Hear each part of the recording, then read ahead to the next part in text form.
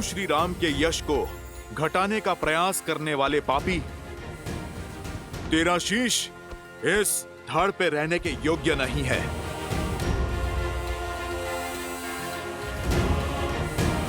बजरंग बली हनुमान, जय जय महाबली हनुमान।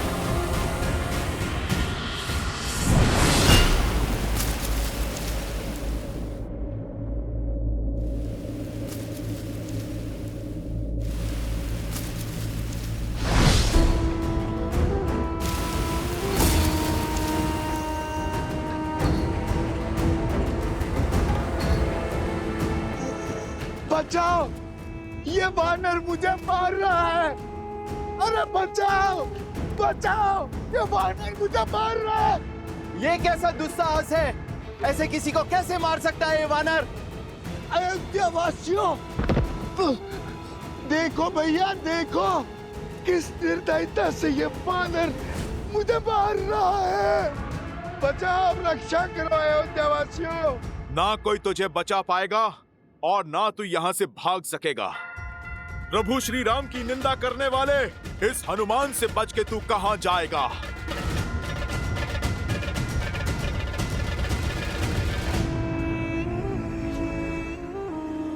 मैं कहां भाग रहा हूं राम भक्त, मैं तो तुम्हें भगा रहा हूं। तुम्हारे साथ खेल खेल रहा हूं। तुम मुझे पराजित नहीं कर सकते। तुम जितनी बार भी मेरा सर धड़ से अलग करोगे, उतनी बार वहां एक नया सर उत्पन्न होगा।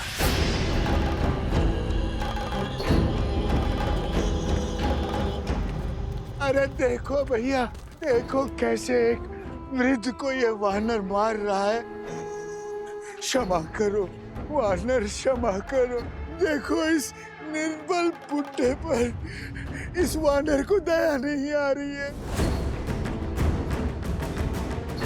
क्षमा करो, इस वृद्ध पे दया करो वानर। ये अन्याय है। श्री राम का भक्त और मित्र है, इसका अर्थ ये नहीं है कि अयोध्या की जनता पर आघात करेगा। ले चलो इस उद्दंडी को महाराज के पास, अब वही इसका न्याय करेंगे। ले चलो ऐसे, वही करेंगे। ले चलो ऐसे, वही करेंगे। इस आसुरी शक्ति की उलझन तो प्रभु ही सुलझाएंगे। जैसी आप सबकी इच्छा। चलो दिखाएंगे श्री राम को हनुमान का सत्य, और इस बेचारे को भी। अरे ये कहां चला गया? प्राण किसे प्रिय नहीं है, जरूर वो दुखियारा भाग गया होगा। पर हनुमान को नहीं जाने देंगे। हाँ चलो, ले चलो। बहुत उत्पात मचा चुका है ये वानर, लेके चलो इसे राज्यसभा में। अब श्री राम ही इसका न्याय करेंगे। तो फिर विलंब किस बात का? चलो। ले चलो ऐसे, वही करेंगे। महर्षि पराशर के कथन को गंभीरता से लेना होगा। हमें सावधान रहना होगा कि प्रजा को कोई त्रास, कोई असंतोष ना हो जाए।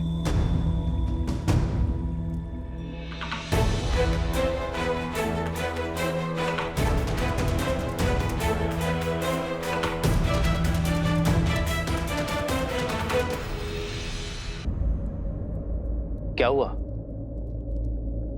हनुमान को पकड़कर क्यों लाया गया है? प्रभु, इस वानर ने हम सभी को भयभीत कर रखा है।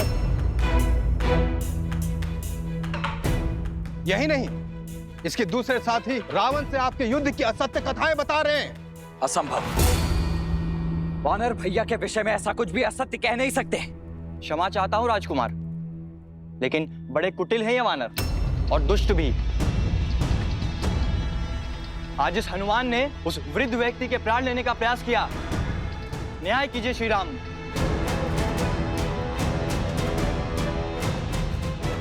प्रभु, मैं मौन।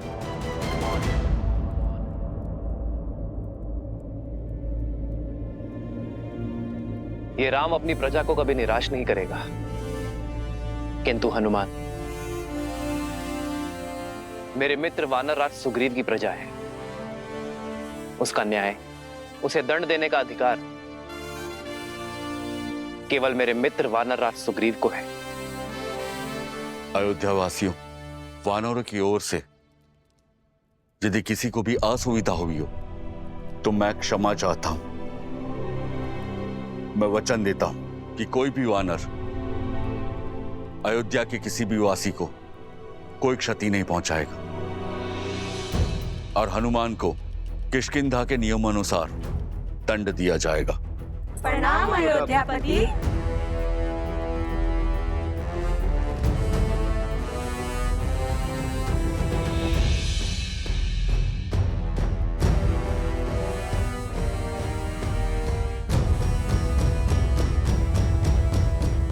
हनुमान, कौन था वो राक्षस?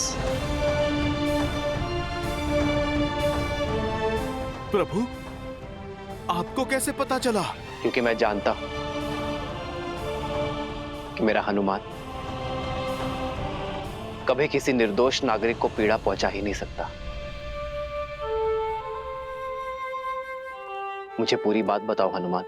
प्रभु, मुझे सूचना मिली कि कोई नगर में असत्य निंदा कर रहा है। एक सर कटा तो दूसरा उत्पन्न हो गया। अवश्य ही कोई आसुरी शक्ति है वो। जो विपदा आने वाली है उसके अस्त्र तलवार या भाले नहीं, असत्य, लोकवाद, झूठी निंदा, ये सब उसके अस्त्र है। महर्षि पराशर का कथन उचित था। यह असुरी माया अवश्य ही किसी घोर संकट का कारण बनेगी।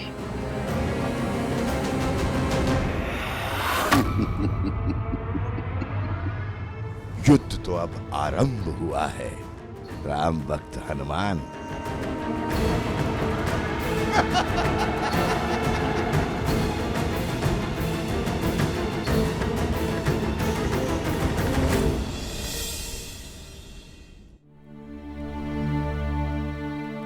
एक सर कटा तो दूसरा उत्पन्न हो गया।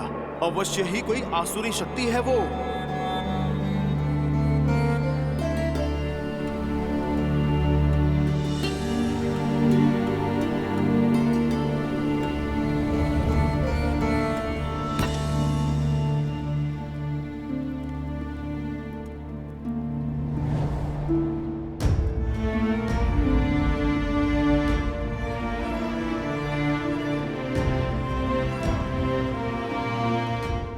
सब ठीक है ना आर्य? हर सुख दुख साथ निभाने का निर्णय लिया है ना हमने? चिंता नहीं चिंतन है सीते। राज्याभिषेक की सौगात के साथ राज्य का दायित्व जो मिला,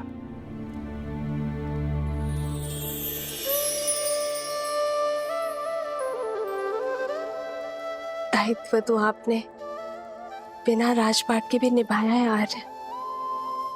संसार के हित के लिए संघर्ष किया। जो रावण के नाम की समस्या को समूल निस्तरण कर सकते हैं, वो मेरे राम अयोध्या को भी तार देंगे। वैसे आर्य, भोजन करने से चिंतन करने की शक्ति मिलती है।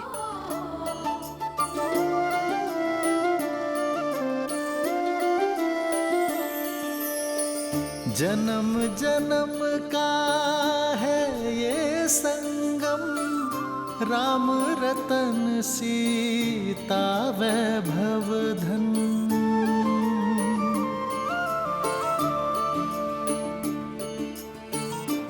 महल में आकर वन को तो नहीं भूली ना? वन का भोजन स्मरण है? राम सिया राम सिया राम सिया राम, राम सिया राम सिया राम। वो स्मृतियां तो मैं आने वाले जन्मों में भी नहीं भूल सकती यार। मैं तो पुनः एक बार प्रकृति की ओट में वन के जीवन का आनंद लेना चाहती हूँ। इसमें समस्या है क्या है सीते? राम तो सीता की हर इच्छा पूरी करता है और ये तो महारानी की इच्छा है।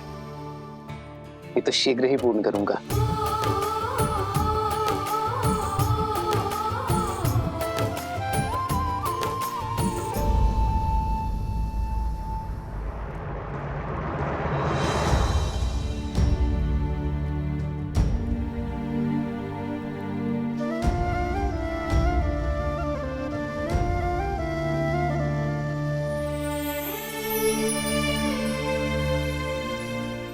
आर्य। सीते, ये केसर भात तो बहुत ही स्वादिष्ट है। ये तुमने बनाया? कैसे? भात भिगोया, थोड़ा कोमल हुआ, फिर दूध में उसे धीमे आंच में पकाया। फिर जैसे ही थोड़ा पका तो उसमें गुड़, केसर और थोड़ी सुगंध डाली और फिर उसमें शुद्ध घी मिलाकर उसे धीमे आंच में। ये धैर्य ही तो इस स्वाद का रहस्य है सीते। यदि शीघ्रता में पकाती तो ये भात कच्चा रह जाता, ना सुगंध आती ना स्वाद। जीवन भी यही है सीते, चाहे संबंध हो या समस्या।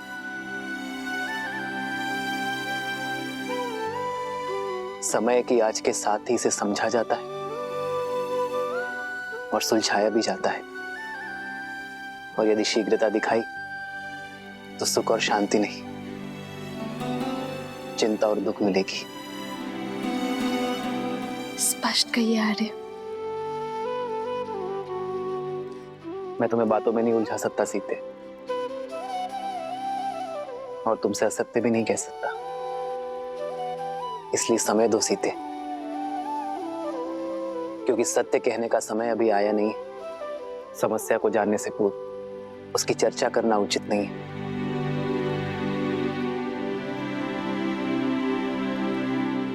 तो फिर मैं आपसे वो प्रश्न पूछती हूँ जिसका उत्तर देने में आपको सरलता हो।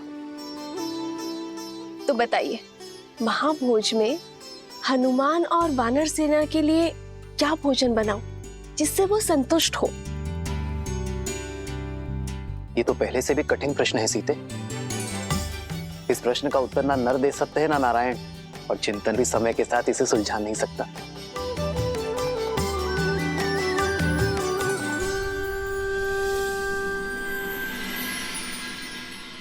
हमें प्रयास करना होगा कि किसी को धन का अभाव ना हो, और इसलिए दान नहीं, जीवन जीने के लिए रोजगार की व्यवस्था करनी होगी।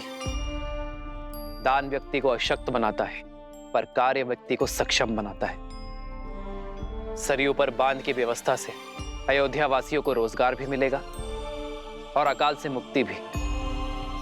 प्रजा और राज्य दोनों सुजलाम सुफलाम होंगे।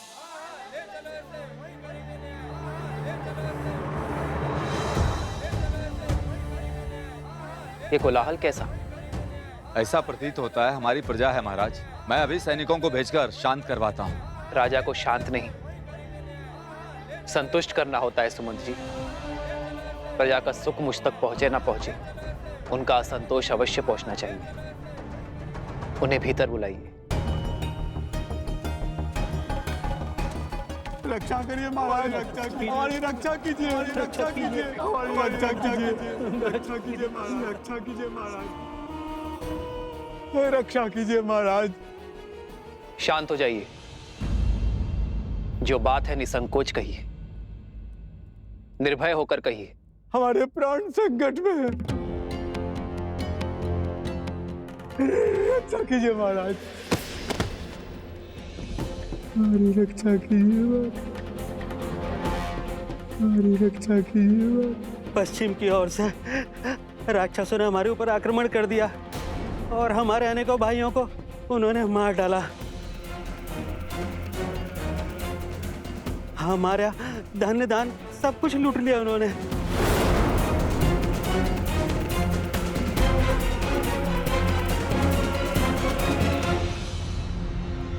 उठिए।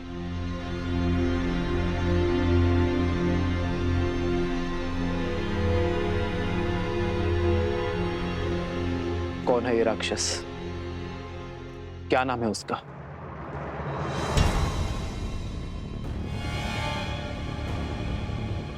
आप मौन क्यों हैं? भैया के प्रश्न का उत्तर दीजिए। उस दुष्ट राक्षस का नाम तो नहीं पता राजकुमार। मैं जानती हूँ उसका नाम।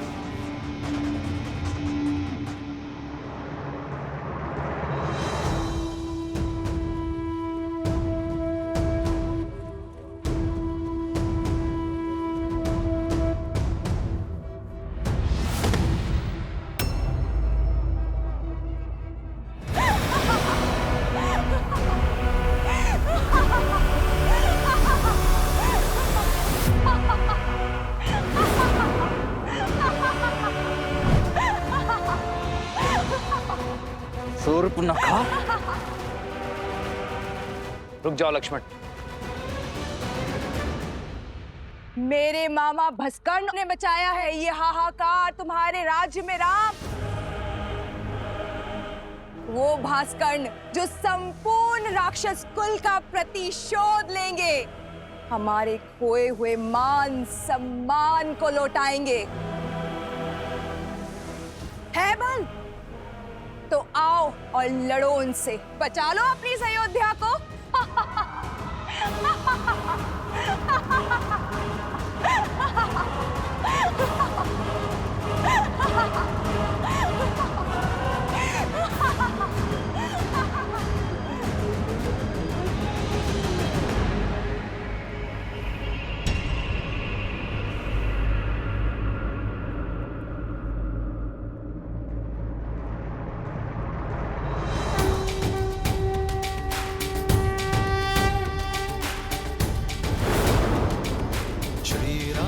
चंद्र कृपालु भजु मन हरण भव भय दारुणम। श्री राम राम राम श्री राम। अधिक प्रसन्न मत हो तुम। भूल गए कैसे एक ही बाण से तुम्हारे प्राण संकट में ला दिए थे मेरे भाई ने। भूल गए मेरे भाई अहिरावण ने तुम दोनों भाइयों को कैसे बंदी बनाया था पाताल में। भूल तो तुम गई हो शूर्पणखा, कैसे एक ही प्रहार से अपने कान और नाक दोनों खो बैठी थी तुम। अभी स्मरण करता हूं। नहीं लक्ष्मण, अधर्म चाहे जितनी शक्ति बटोर ले, वो धर्म की धरा पर पग नहीं रख सकता।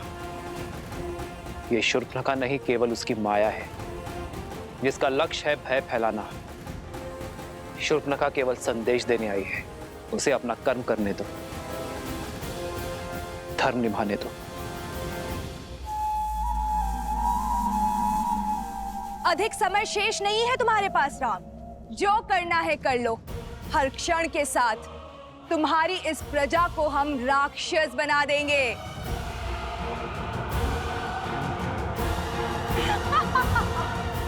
तुम्हारा कार्य पूर्ण हुआ शूर्पणखा, तुम्हारा संदेश मुझे मिल गया है। अब इस वृद्धा की देह को छोड़ दो। और हां, रामराज्य में ना भय की छाया होगी और ना ही अवगुणों की माया। जाकर कह देना भास्कर्ण से, मैं स्वयं अपनी सेना लेकर आऊंगा, और यदि उसके छल में बल है तो वो मेरे निर्दोष अयोध्या वासियों को और हानि नहीं पहुंचाएगा।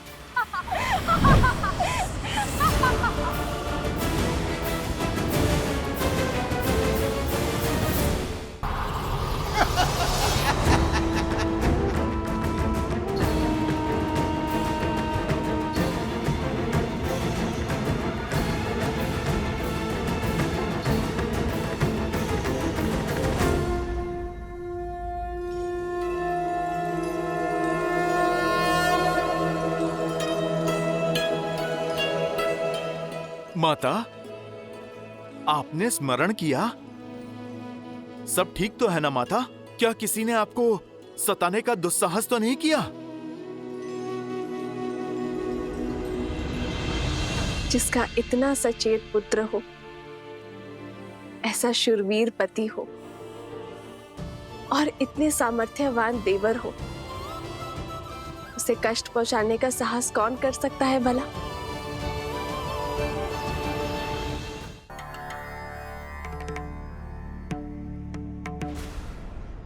सहस्त्रमुख,